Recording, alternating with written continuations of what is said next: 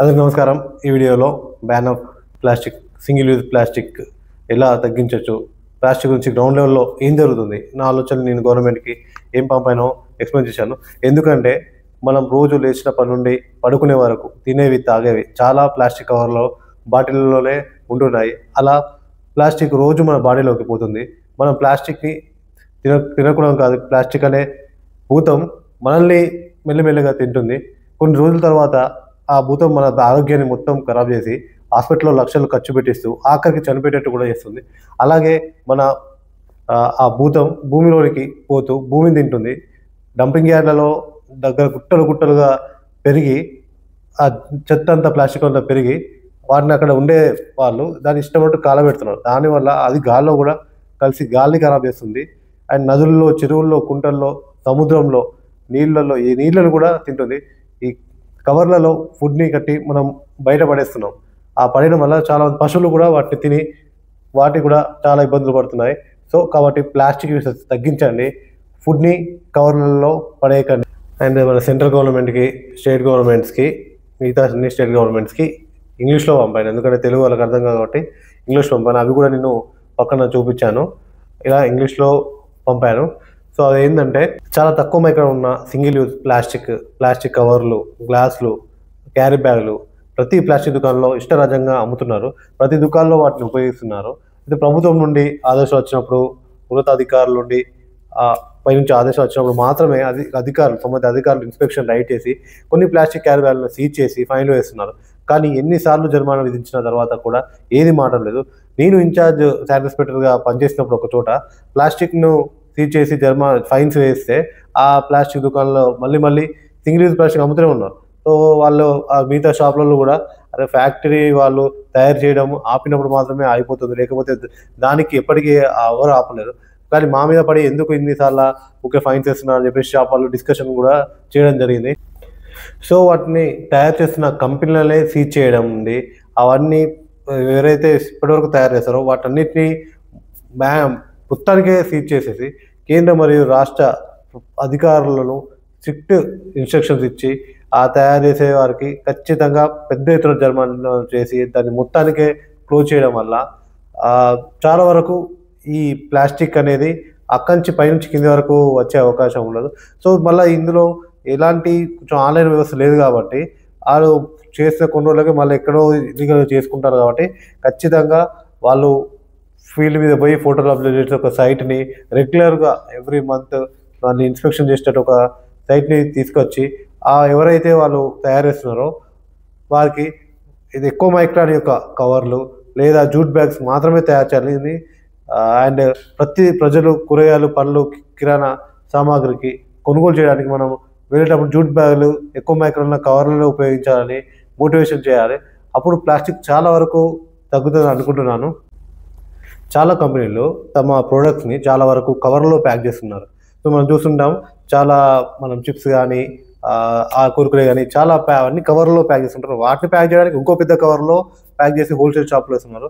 So అలా చాలా తక్కువ మంది మాత్రమే కాగితం కవర్లు అంటే పేపర్ కవర్లు మాత్రమే చూస్తున్నారు. కాబట్టి ప్రభుత్వం ప్యాకింగ్కు కాగితం కవర్లను మాత్రమే, తక్కువ మైక్రాన్ ఉండే కవర్లు అసలే వాడదని, మంచి ఎక్కువ మైక్రాన్ ఉన్నాయి మరియు రీయూజ్ చేసే కవర్లను మాత్రమే యూజ్ చేయాలని చెప్పేసి 16 ఇన్స్ట్రక్షన్స్ ఈ కంపెనీలకి అన్నిటికీ ఇవ్వాలి. మళ్ళీ కేంద్ర రాష్ట్ర ప్రభుత్వాలు ప్రతి కుటుంబానికి ఒక జూట్ బ్యాగ్ అంటే మన జనపనారలతో చేసే జూట్ బ్యాగ్, రీయూజ్ చేసేది అలాంటి బ్యాగ్ మరియు 5 స్ట్రిప్ కవర్స్ అంటే హై మైక్రాన్ స్ట్రిప్ కవర్స్ అంటే డేట్ కవర్స్ లాగా మనకు దానికి స్ట్రిప్ లాగా వస్తుంది కదా, ఇట్లా మనము లాక్ చేయొచ్చు, మళ్ళీ దాన్ని ఓపెన్ చేసుకోవచ్చు, రీయూజ్ చేయొచ్చు. సో అది కూడా నేను పక్కన చూపిస్తున్నాను. అంటే ఈ మీద లాక్ ఉంది కాబట్టి మనం దాన్ని ఎన్నిసార్లు రీయూజ్ చేసుకోవచ్చు. సో ఇలా ఉచితంగా ఇస్తే తర్వాత వారు షాపింగ్కి, మార్కెట్ వెళ్ళినప్పుడు కూడా సొంత బ్యాగులు తీసుకురావడం అలవాటుగా మారి ప్లాస్టిక్ కవర్ల లాగా సింగిల్ యూజ్ కాకుండా రీయూజ్ చేయొచ్చు. తక్కువ మైక్రాన్ కవర్లను ఉపయోగిస్తున్న వారికి రెగ్యులర్గా జరిమానా వేయడం వల్ల కూడా ప్లాస్టిక్ అనేది ఆటోమేటిక్గా తగ్గుతుందని భావిస్తున్నాను.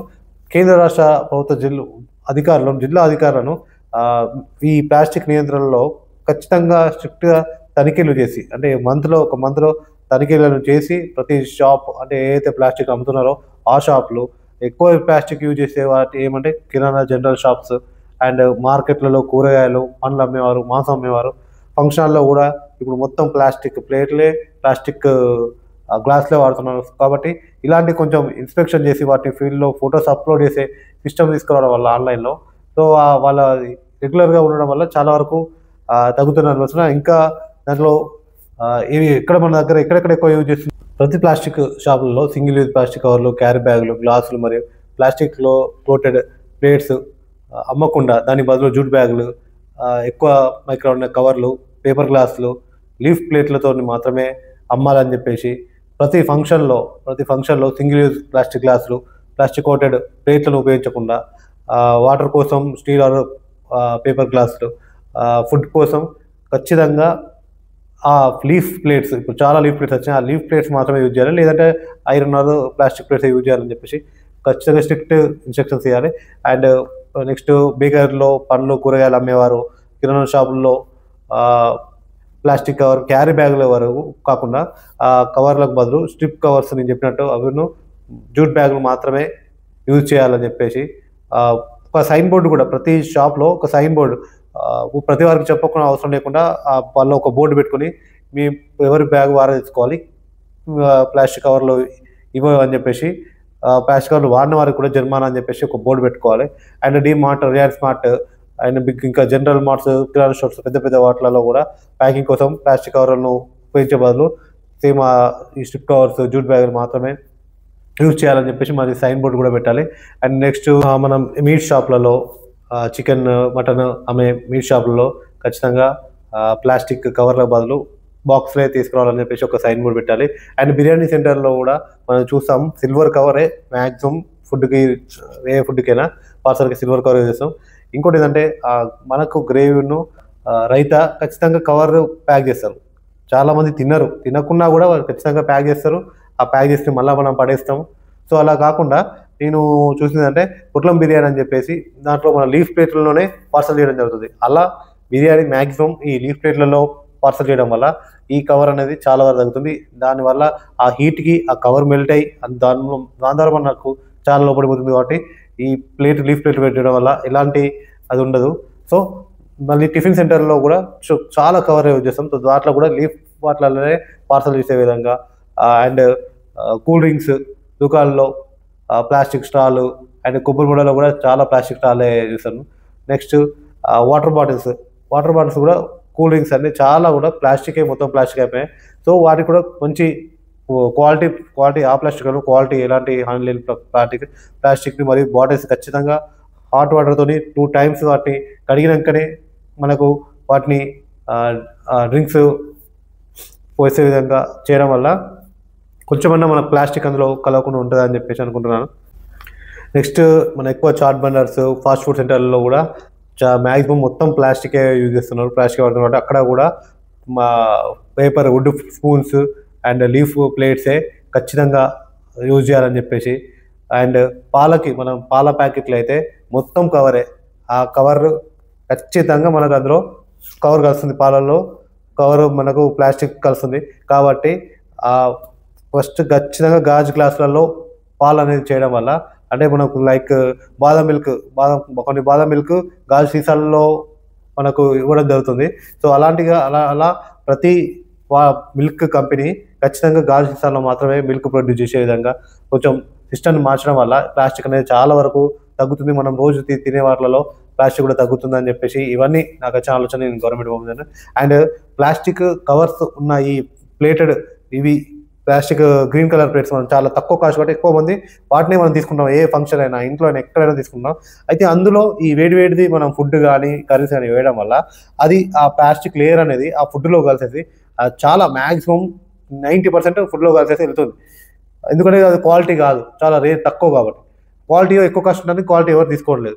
సో తక్కువ కాస్ట్తోనే లీఫ్ ప్లేట్లు, అంటే ప్రభుత్వం మన ప్రతి రాష్ట్రాల్లో ఉన్న కలెక్టర్స్కి ప్రభుత్వంకి ఉన్న భూములను లేదా మున్సిపల్ ఓపెన్ ఫ్లాట్లని, లేదంటే ఈ చెరువుల, కుంటల, ఈ సరస్సులో మనకి FTL బౌండరీలు ఉంటాయి.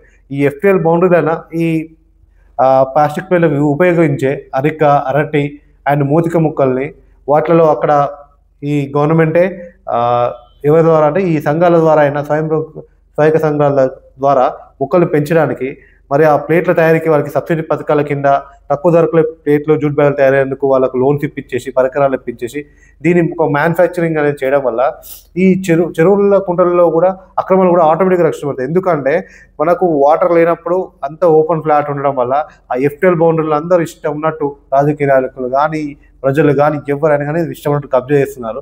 సో దానివల్ల ఈ చెట్లు ఉండడం వల్ల కూడా కబ్జా కాకుండా కూడా ఉంటాయి. అండ్ ప్లాస్టిక్ ప్లేట్స్ కూడా ఈ ప్లాస్టిక్ కవర్ బదులు లీఫ్ ప్లేట్స్తో మనకు తక్కువ కాస్ట్తో అందరికీ ఆరోగ్యంగా మంచిగా ఉండడానికి యూజ్ అవుతాయి. కాబట్టి ఇలా చేయాలని చెప్పేసి నాకు వచ్చిన ఆలోచన పంపాను. సో ఫైనల్లీ ఈ ఛానల్ని సబ్స్క్రైబ్ చేసుకొని ఈ వీడియో నచ్చితే లైక్ చేయండి. మీ యొక్క మొబైల్లో ఉండే వాట్సాప్ గ్రూపులలో షేర్ చేయండి. సిస్టమ్ మారాలి, చేంజ్ కావాలని ప్రయత్నించే నాకు సపోర్ట్ చేయండి. జై భారత్, జై హింద్.